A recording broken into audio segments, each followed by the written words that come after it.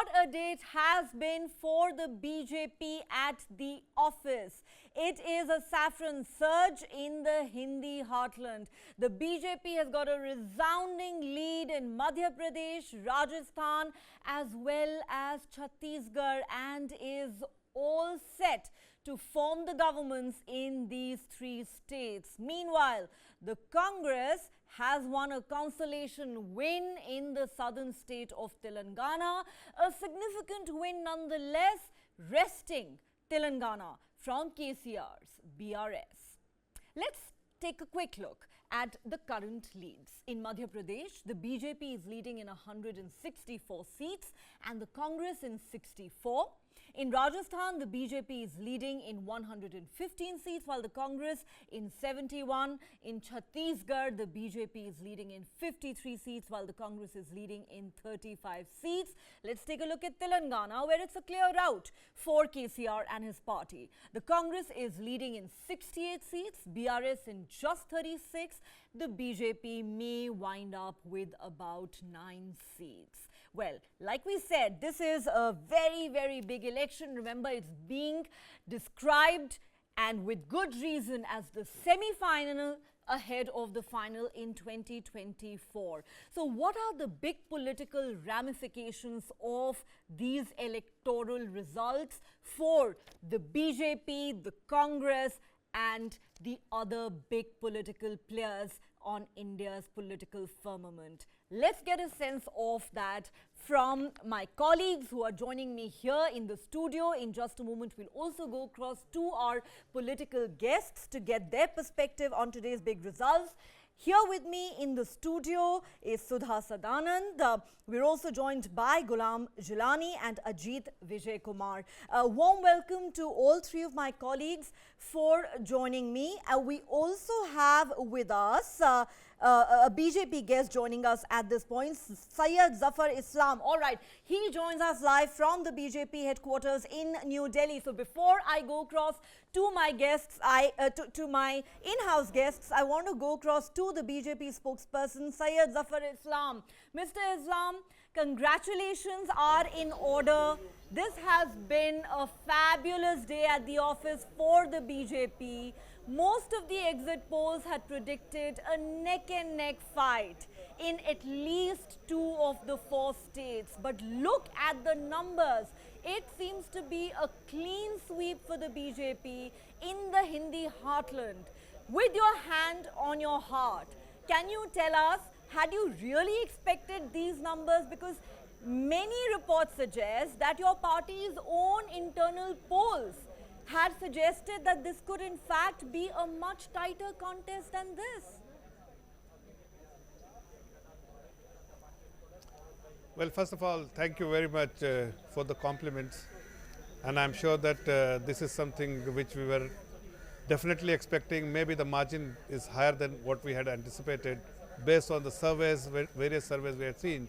But we rely more on the, I won't say whether it's relevant, those exit polls were relevant, not relevant, but definitely we rely more on our internal surveys, and internal surveys are based on the feedback we get from the Panna Pramukh and our booth level Karyakartas.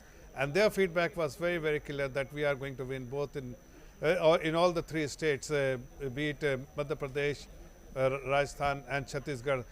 Everybody had discounted and they had discarded and written us off that we will not win in Chhattisgarh. But see the result, it is 2/3 majority for us. That suggests that people have reposed confidence in the leadership of Bharatiya Janata Party. They have confidence in the leadership of the Honorable Prime Minister, who has led from front. And every political party was giving guarantee, but actually the guarantee which had a lot of values and people have actually had confidence in those guarantees was the Modi guarantee, and something which has worked very well. I want to take this opportunity to thank the voters of all the states where we have won, including Telangana, where our performance has significantly improved. We had won only 1 seat, where our vote share was 7, but now we have already won 5 seats and we are leading in another 5. So that suggests that we have definitely done exceedingly well in the state of Telangana, though we are still short of our own expectations. But we expect that we will definitely do in 2024 election in the state of Telangana, where our tally is 4. In 2019, we will definitely be able to improve to 9, 10, 11 seats in the general election. Okay, well, clearly, this election sets the stage for 2024, make no mistake about that. And the BJP has completely reversed the 2018 state election results. These three states had been won comfortably by the Congress party in the last state election held in 2018. Today, we have a complete reversal. Zafar Saab, despite the rout that the BJP had seen in these three states in 2018, you won handsomely the 2019 general election, outdoing your 2014 performance. Now that you seem to have swept the Hindi heartland in an election that is being described as the semi-final before the final in 2024, would you say that the road ahead for the BJP now is way smoother than you could have otherwise perhaps expected it to be, had these contests been closer, as the exit polls had predicted?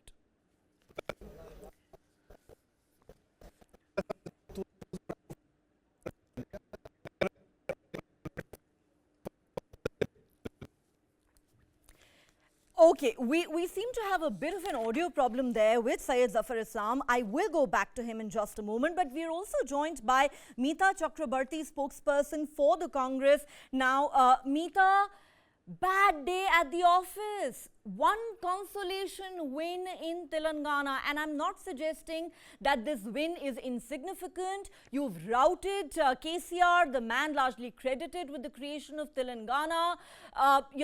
Definitely a creditable win. But fact of the matter is that you've been routed in the Hindi heartland. Most exit polls had predicted a much tighter contest, but the BJP has simply romped home. And this cannot possibly augur well for the grand old party, being wiped out in the Hindi heartland, not being able to hold on to even one of the three seats that you won in 2018 on the eve of the 2024 Lok Sabha polls. What went so horribly wrong? You were so confident about holding on to Chhattisgarh, for instance. Good afternoon to all your viewers. And I think it's very important to put things in perspective that, yes, the Madhya Pradesh result is very, very disappointing. But the contest, if you take a very close look at the Chhattisgarh results and the winning margins, in some of the constituencies, we have lost out with a very narrow margin. And in Rajasthan has a situation of revolving doors. So every 5 years, we do see a change in government. We have been seeing that for the past 3 decades almost.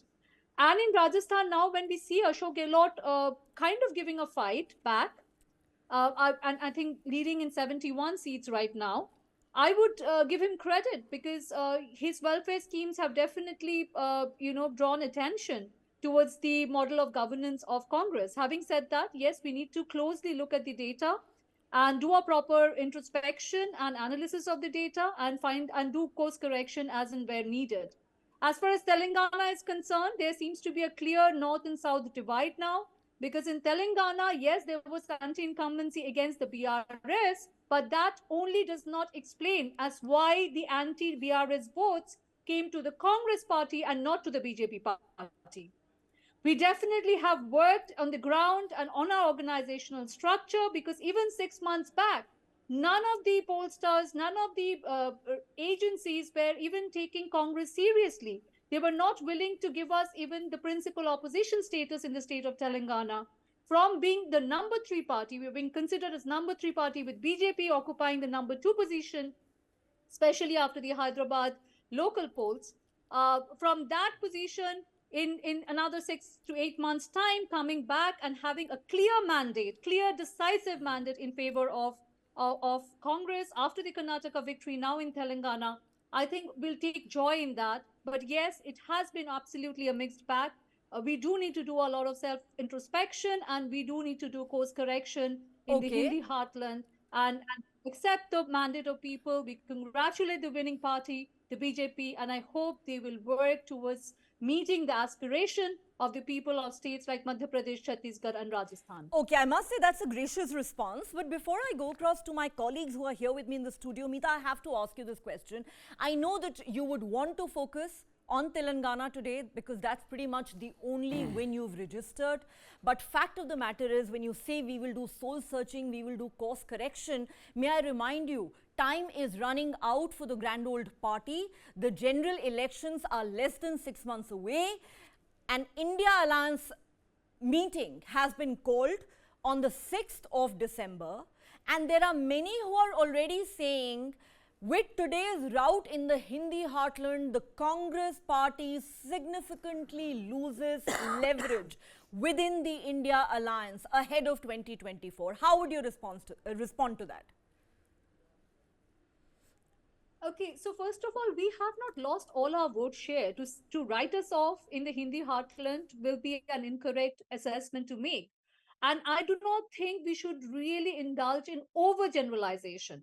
Let us see what happened in this year. In the past 12 months, we have had three decisive victory in favor of the Congress party. After a gap of 4 long years since 2018, we have won in states like Himachal Pradesh, Karnataka, and now in Telangana. So when we analyze the result, yes, we do need to see what went wrong, especially in states like Madhya Pradesh and Chhattisgarh, because our internal survey reports were also suggesting that we have an edge in those two states. In Rajasthan, we knew that it's going to be a much tougher battle for us. But in Madhya Pradesh and Chhattisgarh, we were expecting different results. So we need to definitely do an introspection and a data analysis in those two states at least. But having said that, let us take the complete picture. It is a fact that we have made a comeback in 3 different state victories in this state after a gap of 4 years.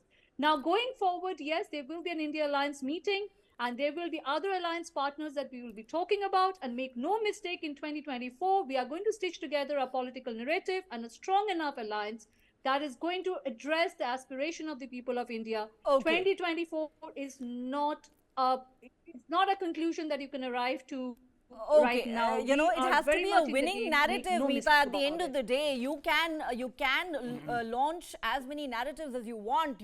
What you need is a winning narrative against Prime Minister Narendra Modi, whose party seems to be practically invincible at the moment. You talk about the wins in Himachal, Telangana, Karnataka, but frankly, looking at the big picture, these sound like consolation wins.